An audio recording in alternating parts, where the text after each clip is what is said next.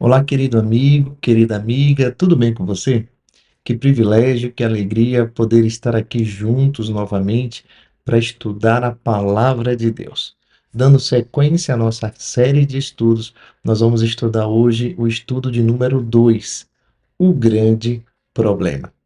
O grande problema é o nosso estudo de hoje e eu quero convidar você a pegar a sua Bíblia para que juntos venhamos aprender mais sobre a palavra do Senhor. Vamos estudar juntos? Pega a tua Bíblia aí que eu já estou com a minha aqui, hein? Então, estudo de número 2, o grande problema. Antes de abrir a Bíblia, vamos fechar os nossos olhos e vamos falar com o nosso Deus. Oremos. Querido Deus, bondoso Pai, nesse momento, diante da tua presença, nós queremos pedir a tua companhia aqui para estudar a tua palavra. Que teu Santo Espírito se faça presente conosco. Por favor, fala fortemente ao nosso coração. Te pedimos por Jesus. Amém.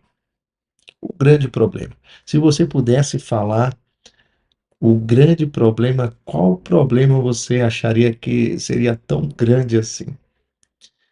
O que você responderia que é o grande problema da humanidade? Qual que seria o grande problema do mundo?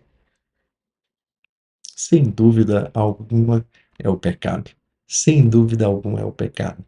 E eu quero convidar você a estudar exatamente sobre isso no dia de hoje. Sobre a entrada do pecado no mundo. Como que o pecado entrou um mundo perfeito, um ser perfeito, criado por um Deus perfeito, se rebelou contra o Criador. Que mistério, hein? Vamos falar um pouco sobre isso. Vamos entender como isso tudo começou. E para isso eu queria convidar você a abrir a Bíblia. Por favor, abra a palavra de Deus no livro de Apocalipse, capítulo 12. E a primeira pergunta que nós temos aqui para responder é: o que a Bíblia diz sobre nosso inimigo? O que que a Bíblia fala sobre o nosso inimigo? Apocalipse capítulo 2, versículo 10 ao versículo 12. E depois nós vamos ler 1 Pedro capítulo 5, versículo 8.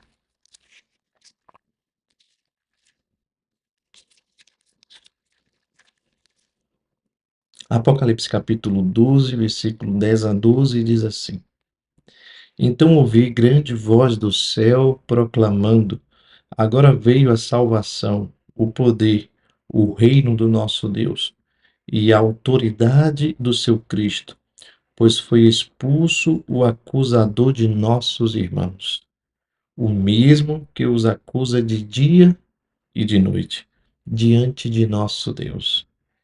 Eles, pois, o venceram por causa do sangue do Cordeiro e por causa da palavra do testemunho que deram, e mesmo em face da morte, não amaram a própria vida. Por isso, festejai os céus e vós os que neles habitas. Ai da terra e do mar, pois o diabo desceu até vós, cheio de grande cólera, sabendo que pouco tempo lhe resta. Uau, que diz que o diabo desceu e desceu com muita pressa, porque pouco tempo lhe resta. E 1 Pedro, capítulo 5, versículo 8 diz: Sede sóbrios e vigilantes. O diabo, o vosso adversário, anda em derredor como um leão, que ruge procurando alguém para devorar. Uau! Aqui a palavra de Deus diz que nós precisamos estar vigilantes, porque o diabo ele anda em derredor, ele está procurando alguém para devorar, como se fosse um leão. Imagina um leão com fome. É, é o diabo, sabendo que pouco tempo tem. Então a Bíblia nos diz que nós precisamos de fato ficar vigilantes, porque o nosso adversário ele está aí a ponto de nos devorar. E respondendo à pergunta, o que a Bíblia diz sobre o nosso inimigo? Ai da terra e do mar, pois o diabo desceu até vós cheio de grande cólera. Está como um leão buscando pessoas para devorar. Conta-se uma história de um jovem que ele tinha um passarinho. Ele estava sentado na escada de uma catedral e com seu passarinho na mão, até que um colecionador passou e viu aquele jovem com aquele passarinho nas mãos. E logo o colecionador percebeu que aquele passarinho era um passarinho raro e logo ofertou US$ 25 pelo passarinho. Aquele jovem disse que não aceitava. O colecionador dobrou o valor, ofereceu agora US$ 50. O jovem novamente disse que não aceitava. O colecionador agora ofereceu US$ 200 pelo passarinho. E o jovem novamente disse que não aceitava. E agora o que acontece? Aquele colecionador chegou para o jovem e perguntou por que ele não vendia o passarinho. O que ele iria fazer com aquele passarinho? O jovem olha para aquele colecionador e diz assim: Eu vou brincar.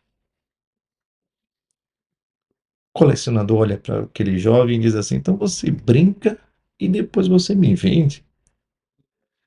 E o jovem disse que não. E o colecionador olhou para aquele menino e perguntou: Mas por que você não me vende o passarinho? Ele falou: Porque eu não quero. Mas o que é que você vai fazer depois de você brincar? O menino respondeu: Eu vou brincar, brincar e depois eu vou matar.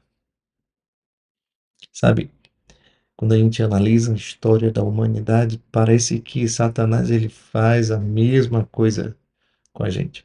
Ele brinca, brinca, depois ele nos destrói. Precisamos sim, de fato, andar vigilantes, porque o inimigo ele quer de fato nos destruir, nos devorar. A segunda pergunta que surge aqui é: quais são as armas que Satanás usa no grande conflito? Quais são as armas que Satanás usa no grande conflito? João capítulo 8, versículo 44. João capítulo 8, versículo 44. Diz assim: Vós sois do diabo, que é vosso pai, e quereis satisfazer-lhes os desejos. Ele foi homicida desde o princípio e jamais se firmou na verdade, porque nele não há verdade. Quando ele profere mentira, fala do que lhe é próprio, porque é mentiroso e pai da mentira. Mateus 24.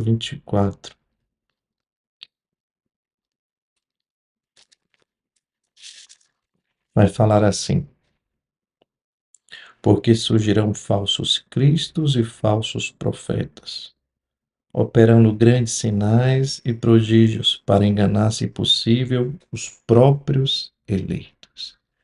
Quais são as armas que Satanás usa no grande conflito? Verdadeiro ou falso? Ele usa do engano e da mentira? Verdadeiro. De fato, essa é uma das artimanhas que Satanás mais usa, né? Mentir, enganar, misturar a verdade com a mentira. Verdadeiro ou falso? Ele usa da verdade? Falso, né? E ele usa de falsos profetas? Verdadeiro. Infelizmente, muitos falam em nome do Senhor. E, falando em nome do Senhor, estão enganando multidões por aí.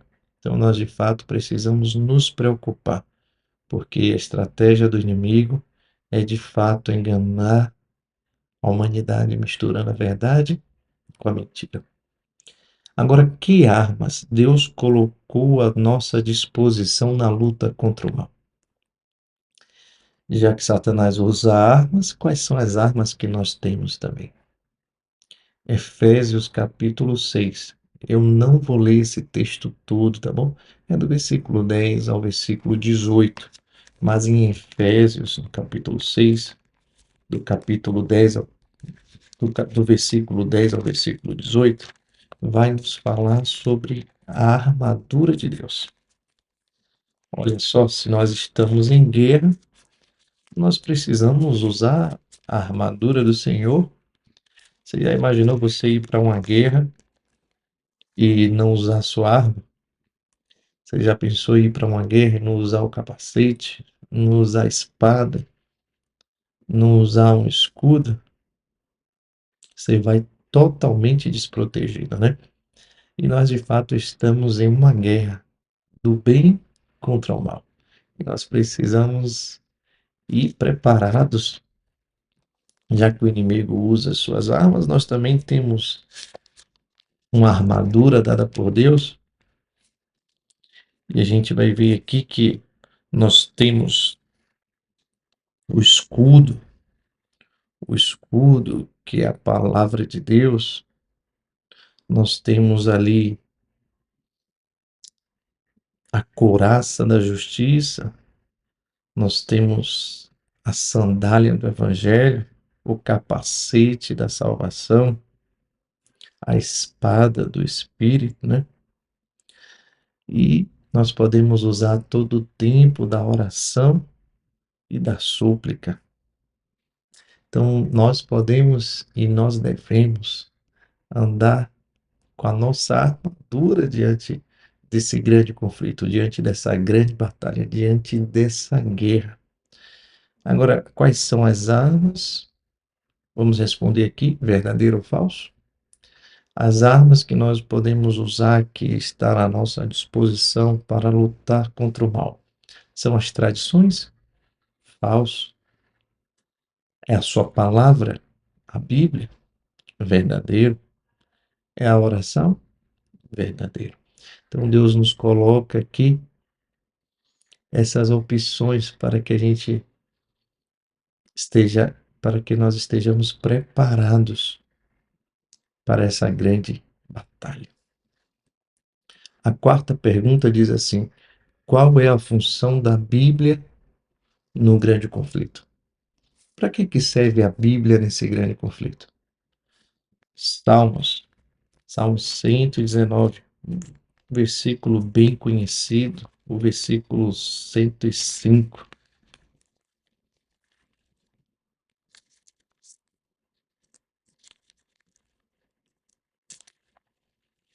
Vai nos falar que lâmpada para os meus pés é a tua palavra e luz para os meus caminhos. Lâmpada para os meus pés é a tua palavra e luz para os meus caminhos. E segundo Timóteo 3,16, vai dizer assim, ó, toda a escritura é inspirada por Deus e útil para o ensino, para a repreensão, para a correção e para a educação na justiça. Toda a escritura é inspirada por Deus e ela é útil para o ensino, para a repreensão, para a correção e para a educação na justiça. Então veja, a palavra do Senhor diz que lâmpada para os nossos pés é a sua palavra e luz para os nossos caminhos. Ou seja, a Bíblia, ela nos dá direção, a Bíblia nos tira das trevas, a Bíblia ilumina a nossa vida. E também ela nos ensina, repreende, corrige e educa. Nos ensina, repreende, corrige e educa. Então, respondendo à pergunta, qual é a função da Bíblia num grande conflito? Lâmpada para os meus pés é a tua palavra e luz para o meu caminho. A Bíblia ensina, repreende, corrige e educa. Sabe quando você está indo por um caminho e de repente você começa a estudar a palavra do Senhor, a Bíblia ela vem e te ensina. Ao mesmo tempo que ela te ensina, ela te repreende. Você estava indo por aqui E a Bíblia diz assim, ó, tá errado. Repreendeu. Ao mesmo tempo que repreende, ela corrige. Você estava indo por essa direção, agora você muda a direção. E após ser repreendido, corrigido, você agora é educado na justiça. Eu não sei se você já ouviu alguém falar assim, fulano se converteu. A conversão é uma mudança de rota, uma mudança de direção. Ou seja, fulano estava indo para o lado de cá, e aí ele começou a estudar a palavra do Senhor, entendeu que ele estava indo para o caminho errado, agora ele está indo para o outro caminho, ele converteu o caminho, né? Mudou a direção. A Bíblia ensina, repreende, corrige e educa. Agora, qual é a função da oração no grande conflito? Mateus capítulo 26, versículo 41. Mateus capítulo 26, versículo 41.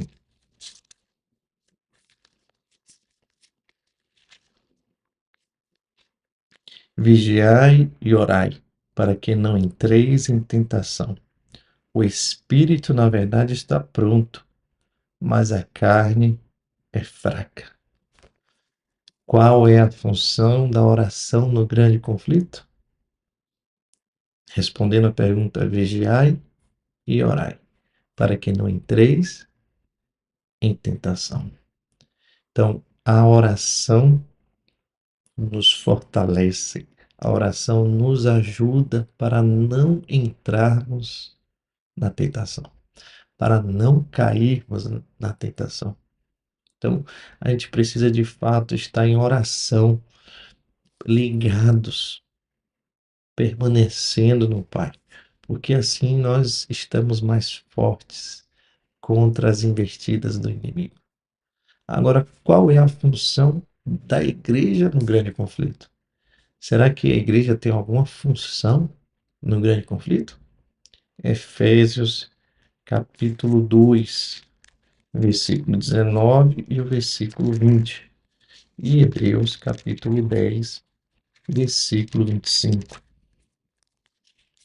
Efésios capítulo 2, versículo 19 e 20 diz assim: Assim já não sois estrangeiros e peregrinos, mas concidadãos dos santos, e sois da família de Deus, edificados sobre o fundamento dos apóstolos e profetas, sendo Ele mesmo, Cristo Jesus, a pedra angular, no qual todo o edifício bem ajustado cresce para o santuário dedicado ao Senhor. Fala aqui que nós somos da família de Deus, né? Nós somos da família de Deus. É como se a igreja fosse uma família nesse momento de grande conflito, né? E interessante também que Hebreus capítulo 10 vai falar um pouco mais sobre isso, no versículo 25, e vai dizer assim: Não deixemos de congregar-nos, como é costume de alguns. Antes façamos admoestações, e tanto mais quando vedes que o dia se aproxima. Olha que interessante isso aqui. Paulo diz aqui que nós não devemos deixar de congregar, ainda mais quando a gente perceber que o dia do Senhor se aproxima. Sabe, eu não sei você, mas geralmente nas igrejas que nós passamos tem pessoas difíceis, né? Existem pessoas maravilhosas, mas também existem pessoas de difícil convívio. Tem pessoas que a gente fica pedindo a Deus força, né, para lidar. Ah, pois é por isso que nós precisamos congregar, para que a gente aprenda a lidar com essas pessoas, para que a gente aprenda a amar essas pessoas. Afinal, o céu será para nós e para essas pessoas também. Ou você acha que vai ter um céu para cada um? Tem gente que pensa assim: ah, se fulano for, eu não vou. Eu não gosto de fulano. não quero nem ver. Então fulano vai para o céu e você vai ficar? Porque você não gosta de fulano, porque você nem quer ver fulano? E esse é o momento de viver em paz uns com os outros. Esse é o momento de aprender a amar, aprender a conviver. Porque se fulano for para o céu, você precisa estar lá também. E com sentimentos ruins no coração nós não vamos. Então aqui a gente precisa aprender a amar uns aos outros. E a última pergunta: qual será a sorte final de Satanás, seus anjos e seus seguidores? Mateus capítulo 25, versículo 41 e Apocalipse capítulo 21, versículo 8.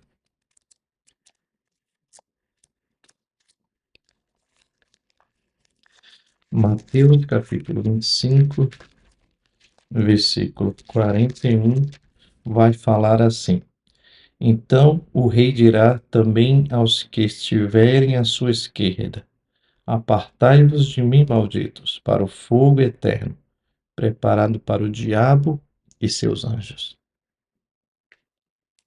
Em Apocalipse capítulo 21, versículo 8, vai falar: quanto, porém, aos covardes, aos incrédulos, aos abomináveis, aos assassinos, aos impuros, aos feiticeiros, aos idólatras e a todos os mentirosos, a parte que lhes cabe será no lago que arde com fogo e enxofre, a saber, a segunda morte.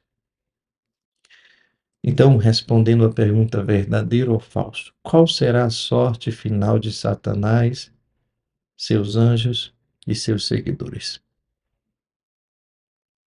A eternidade? Falso.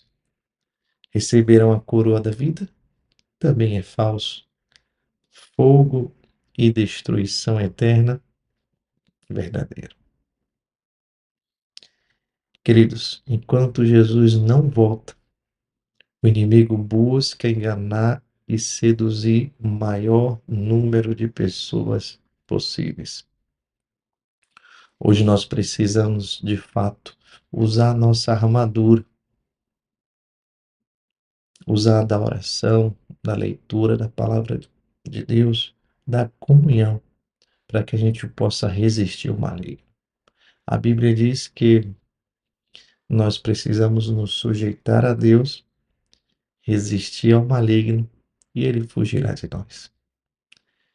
O grande problema é o pecado, mas nós cremos que a grande solução é a graça do Senhor. A Bíblia diz que onde abundou o pecado, superabundou a graça do Senhor. Espero que a graça do Senhor te alcance nesse dia e que, firmes e ligados ao Senhor, nós saiamos vencedores nessa grande batalha. Vamos finalizar fazendo nosso compromisso de fé?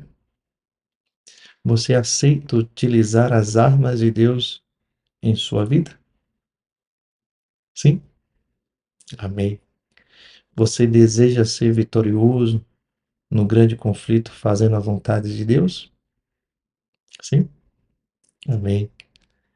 Você aceita Jesus como um único e exclusivo Salvador neste grande conflito? Sim? Amém. Louvado seja a palavra do Senhor. Parabéns pela sua decisão. Que Deus abençoe você, a sua família. Foi muito bom poder estudar com você. Amanhã nós vamos estudar o plano da salvação. Agora eu quero finalizar com uma oração. Feche seus olhos e vamos falar com Deus. Querido Deus, poderoso Pai, nesse momento, Senhor, quero colocar essa pessoa, esse amigo, essa amiga, essa família em tuas mãos. Que o Senhor os abençoe, que o Senhor os guarde, que o Senhor faça resplandecer o seu rosto sobre eles e lhes conceda a paz. Dá ao Pai, por favor, uma boa noite, um bom descanso, um ótimo dia e a tua companhia. É o que eu te peço por Jesus. Amém. Deus abençoe você.